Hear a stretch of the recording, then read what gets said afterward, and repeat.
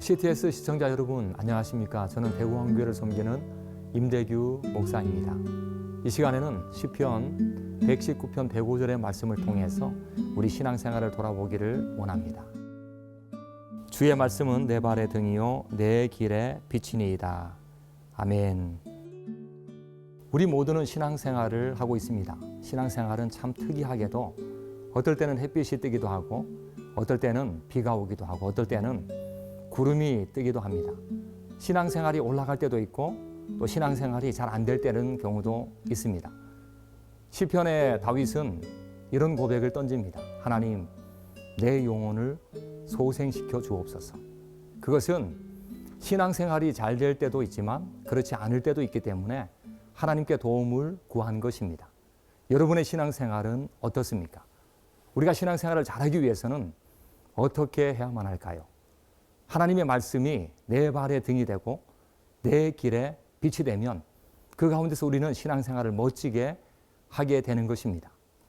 신명기 42장 그 말씀을 보게 되면은 거기에 모세가 그런 말씀을 전합니다. 하나님의 말씀을 가르치라고, 하나님의 말씀을 배우라고, 하나님의 말씀을 가슴에 새기라고 그렇게 명령합니다. 근데 그때에 이런 표현을 씁니다. 하나님의 말씀은 생사의 문제가 있는 것이다. 하나님의 말씀은 생명의 문제이기 때문에 우리가 하나님의 말씀을 내 속에 두면 사느냐 죽느냐의 문제가 해결된다는 것을 분명하게 전해주고 있습니다. 하나님의 말씀을 내 안에 두고 살기 시작하면 우리 속에 믿음의 역사가 시작이 됩니다. 믿음이라고 하는 것은 무엇일까요? 믿음이라고 하는 것은 하나님의 말씀을 들음에서 시작되는 것입니다. 예수 그리스도의 말씀을 들음으로써 우리의 믿음이 놀랍게 변화를 일으키는 것입니다. 하나님의 말씀이 내 안에 있으면 놀랍게도 예수님의 말씀의 능력을 통해서 우리는 새 힘을 얻고 믿음의 놀라운 향상의 역사가 일어나게 되는 것입니다. 뿐만 아니라 하나님의 말씀이 내 발의 등이요 내 길의 빛이 되면 어떤 변화가 있느냐?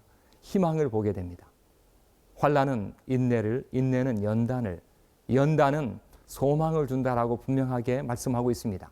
하나님의 말씀이 우리 속에 들어와 있으면 놀랍게도 희망이 생겨납니다.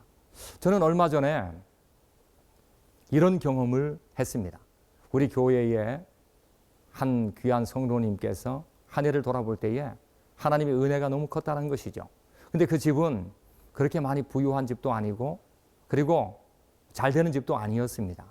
근데 연말에 놀랍게도 쌀을 20개나 교회에 바치면서 이웃에게 전달해 주면 좋겠다라고 하는 그런 놀라운 이야기를 듣게 되었습니다.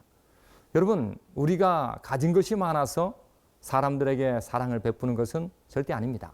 있어도 베푸는 것이고 없어도 베푸는 것이죠. 신앙생활은 놀랍게도 힘들 때도 있고 고통스러울 때도 있고 환난을 당할 때도 있습니다. 그런데 뭐라고 말합니까?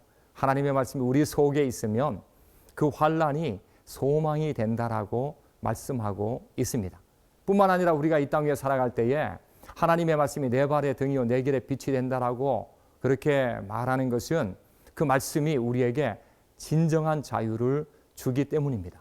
세상 속에 갇혀 살지 않고 하늘의 백성답게 살아가는 놀라운 믿음의 역사가 있기 때문에 하나님의 말씀을 내 발의 등으로 삼고 내 길의 빛으로 삼으라고 우리에게 명령합니다.